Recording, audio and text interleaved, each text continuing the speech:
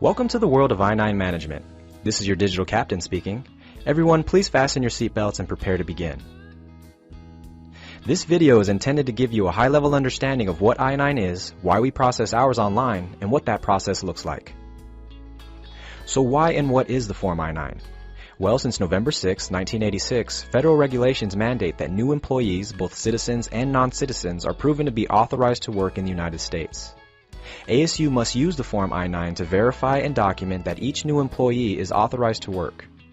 ASU transitioned from processing paper I-9s to an online I-9 process in an effort to minimize paper management, increase transparency, and improve compliance. With that being said, let's get started. I'd like you to meet Ben, a distinguished professor from the East Coast with a new job opportunity.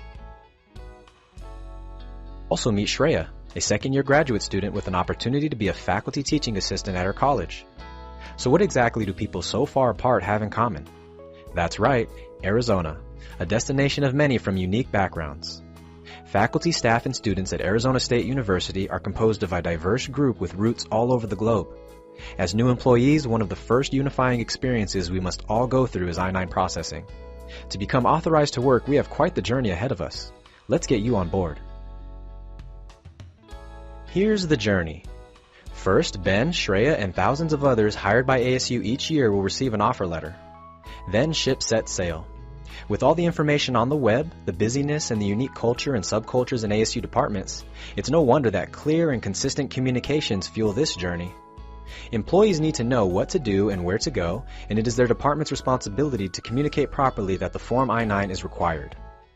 Essentially, there are two ways communications about I-9 reaches the employee.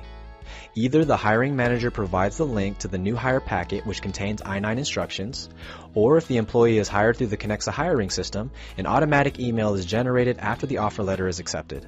The email includes a direct link to the online I-9 form.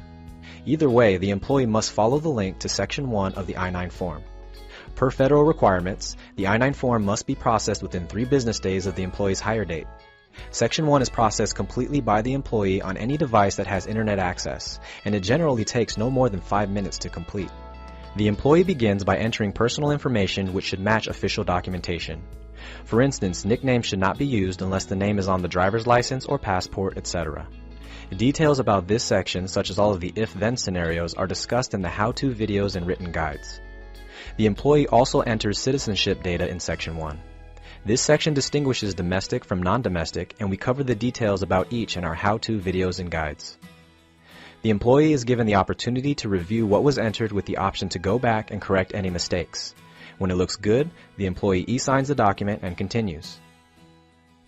At this point, Section 1 is complete. The employee can save the receipt and prepare for the next steps. Take a look at how the receipt provides an important notice about presenting original documentation within 3 business days of the hire date. After Section 1, it's time for Ben and Shreya to take a trip to the nearest authorized location. A lot of time, employees show up at a location before completing Section 1 and do everything there at the same time, such as during new employee orientation. This is acceptable. The bottom line is Section 2 must be processed in order to complete the I-9 and meet compliance standards. Once Ben and Shreya walk through the door, authorized verifiers take it from there. Meet Mindy, Human Resources employee who is authorized to process Section 2 of online I-9 forms. She will make sure that the I-9 requirements are met for Ben and Shreya.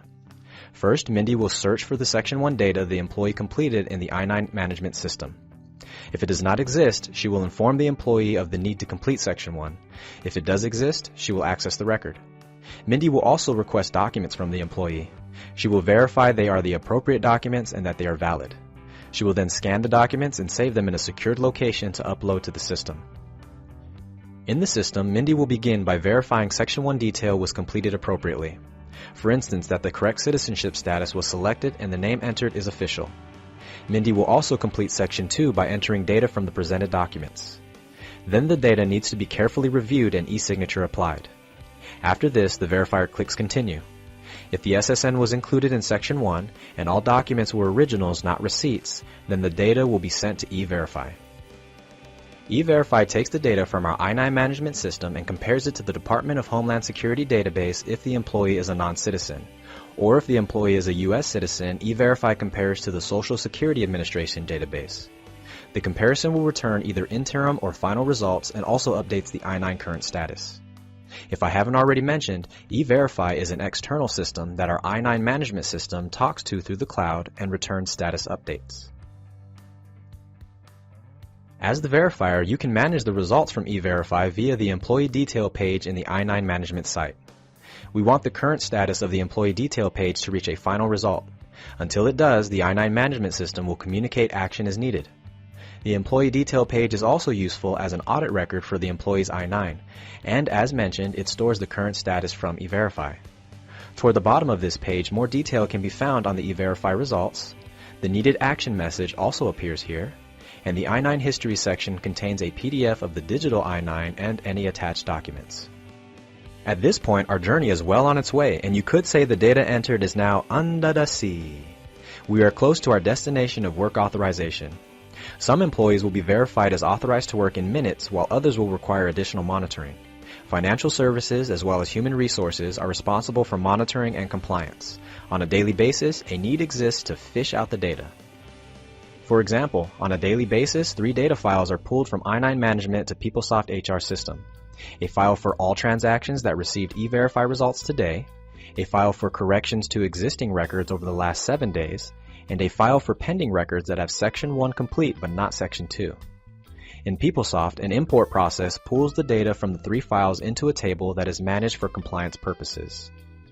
If you are technically inclined, you can see from this diagram that the I-9 data is securely transmitted as an encrypted file to a secure space.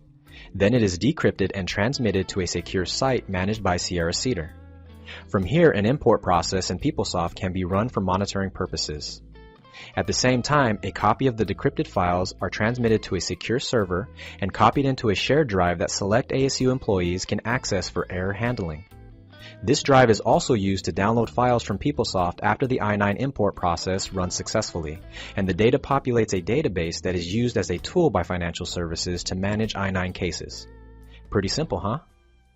To ensure tax compliance, financial services tax employees will review reports that are generated by the import process. When action is needed by the employee, tax will notify them via email. Where appropriate, Section 2 processing is completed or redone to reach a status update. On other occasions, documents get updated and are used to verify the employee an additional time. In rare circumstances, employees will be terminated from their job if they are contacted by the compliance officer but never complete the required action. Alright, mateys, we be nearing land, and employees like Ben and Shreya can continue in their new positions without issue. Welcome to the ASU Island. What a journey indeed. Before you go, let's review the process steps from the beginning. First, the employer must notify the new employee of the I-9 requirement once the offer letter is accepted. Next, the employee must complete Section 1 online. After that, the employee must present applicable documentation to an authorized location no later than 3 days of the hire date. Otherwise, compliance officers will get after them. At that point, an authorized user verifies the documentation by completing Section 2 online. When finished, the I-9 system talks to E-Verify to compare data entered to federal databases and a result is returned. Hopefully, the employee gets an employment authorized result and is good to go. Any result issues are actively managed by Human Resources and Financial Services. Any non-compliant hires are monitored and managed by Financial Services. There you have it. Clear as murky waters? Good. Be sure to refer to other training material for more detail. Thanks for watching.